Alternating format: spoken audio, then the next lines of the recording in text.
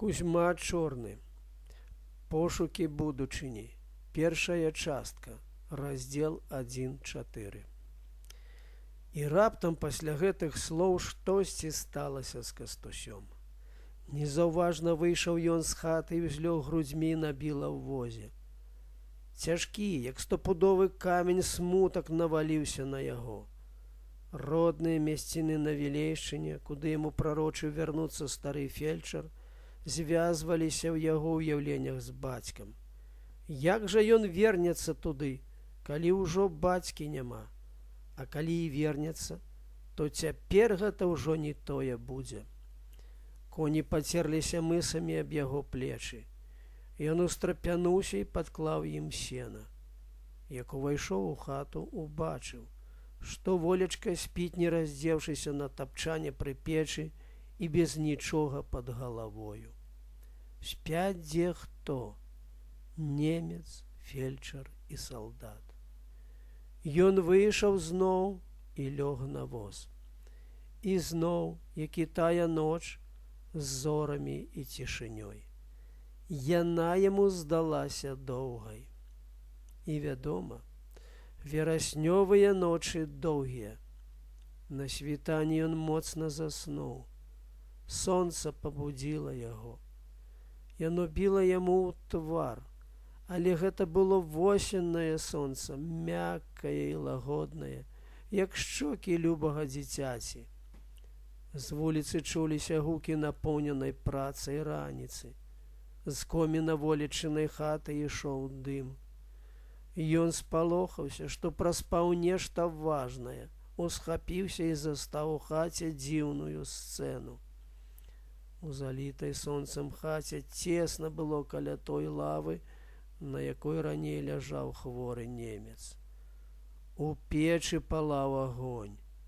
Ружовенькі і свежы тварам немец адной рукой гладзіў па галаве Волечку, а ў другой трымаў сваё ўчарашняе пісьмо і соваў яго фельчаравы рукі і штосьці ўсё гаварыў, да чаго фельчар прыслухоўваўся.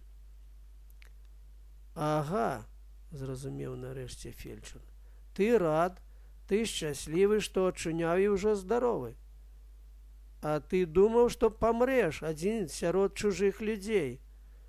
Аж ты ўбачыў, што гэтыя людзі цябе ратавалі і паставілі на ногі. Ты кажаш, што ў цябе ёсць дома сын, якому цяпер ужо 10 год? Ён таксама, як і ты, завецца Густаў Шрэдар. Тое, што ён ёсць на свеце і што ты адчуняў, радуе цябе. Ага, ты хочаш чым-небудзь аддзякаваць нас усіх і найбольш гэтую малую. Ну, дык яна завецца Волька». Вядома, немец нічога не ведаў, што кажа фельчар. Але ён, і не чуючы, і нічога не слухаючы, гледзячы сам у сваю душу, раптам прыгарнуў да сваіх грудзей Волечыну галаву, і твар яго перасмыкнуўся момантным рухам шчасця. У наступны момант ён пачаў шнырыць па патайных кішэнях і пад падшэўкай свае адзежы. Ён дастаў адтуль 2, ці можа і 3 залатыя гадзіннікі, некалькі залатых пярсцёнкаў, звязаных ніткай, і залаты нацельны крыжык праваслаўнай царквы, 8-канцовы, з мініяцюрным абразком на адваротным баку рускага барадатага святога. Усё гэта ён загарнуў у прыгаршчы і сунуў у рукі Волечцы. Яна збянтэжылася і апусціла рукі. Немец сілаю даваў ёй гэты дарагі падарунак. Было вельмі падобна, што гэтыя рэчы душаць яго, і ён стараецца выратавацца ад іх. «Гэта табе, – гаварыў ён, – каб ты была шчаслівая за маю радасць. Мой Густаў цяпер мае свайго бацьку». Твар яго свяціўся радасцю. Пячаць вялікай праўды ляжала на яго вачах. Ён уладар свету, бо ўжо зноў ходзіць па зямлі, і трохдзённае змрочнае ўтрапенне яго мінулася навек. А ўсё золата, якое толькі ёсць на свеце, нікчэмная драбяза і непатрэбшчына перад самім жыццём. Здавалася, праменне ідзе ад яго усмешкі. Усміхаўся шчасцем і салдат, і фельчар, і нават Кастусь. Толькі Волечка стаяла чамусьці маўклівая. Гэта была сцэна як бы бурнай чалавечай радасці. Салдат раптам сказаў: «Ну што ж, Бог дасць, скончыцца вайна, і жыць будзем у сваю волю». Немец усё гаварыў раз по разу: «Густаў, Густаў». Фельчар як бы раіўся сам з сабою і сам сабе усміхаючыся. Прыехаўшы дадому, адразу забегчы ў сад. І тут жа растлумачыў, усё не спускаючы з губ усмешкі. «Густаў, Густаў», выварочваў немец перад гэтымі людзьмі сваю душу. Здавалася, што няма на свеце ні вайны, ні выгнанства, а толькі радасць чалавека жыць сваёю воляй. Раптам салдат спахмурнеў, устаў і сказаў: «Ну, немец, у дарогу». Немец дагадаўся і таксама спахмурнеў. Значыцца, і вайна была, і трэба было мець непрыемны абавязак гнаць палоннага чужынца, якога сюды загнала ліха, і трэба было ісці пад канвоем. Немец памахаў рукой Волечцы, і апошні промень усмешкі патух на яго твары. Салдат апанураў адразу і выйшаў следам за немцам выконваць свой прыкры абавязак. Фельчар устаў, паглядзеў на залатыя рэчы, якія ляжалі на стале, і панура прамармытаў: «Гэта рускія афіцэрскія рэчы. Эй ж, сукін сын, паздзіраў з мёртвых або раненых». Тут ён убачыў, што на стале ляжыць тое нямецкае пісьмо. Ён стаў яго разбіраць, і многа прайшло часу, пакуль ён сказаў: «Гэта жах, што ён піша. Ён навек развітваецца са сваім Густавам. Дзіва, што ён так узрадаваўся, калі ўбачыў, што жыў астаўся. Ці гэта ён мне гэтае пісьмо даваў, каб я прачытаў яго? Ці яно яму ўжо не трэба? А ліха яго бяры, здам на пошту. Няхай ідзе туды, да таго Густава». Тут пад'ехала фурманка, і хата апусцела. Так гэтыя людзі, якія не ведалі адзін аднаго і перажылі разам момант радасці, сабраўшыся на гэты момант у незнаёмай хаце, разышліся хто куды, кожны ў свой бок. Залатыя гадзіннікі, пярсцёнкі і крыжык ляжалі на стале, і двое маладых людзей, якія стаялі яшчэ перад векам сваім і толькі што выходзілі яшчэ з свайго маленства, не ведалі, што рабіць з гэтым золатам.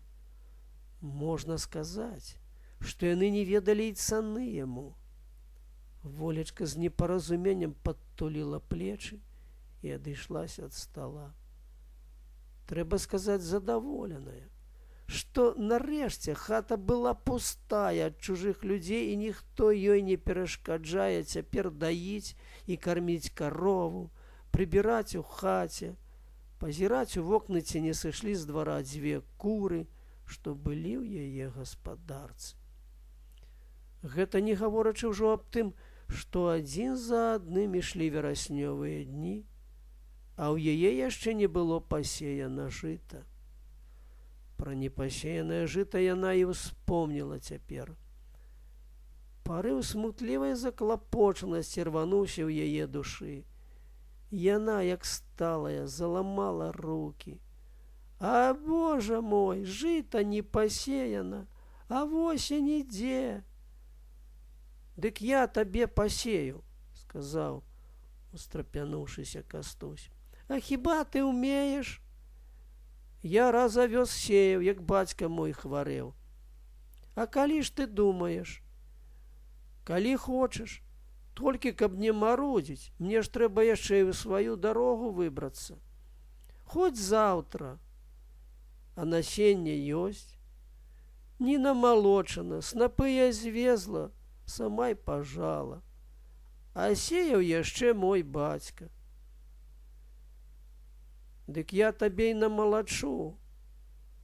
У хвіліны гэтай гаворкі ў яго білася ў жыццё вострае жаданне, хоць якім заняткам, хоць якой работай адцягнуць як надалей страшную неабходнасць ехаць немаведама куды. Цяпер ён выразна падумаў, пакуль намалоціцца і пасеяцца, то пройдзе некалькі дзён.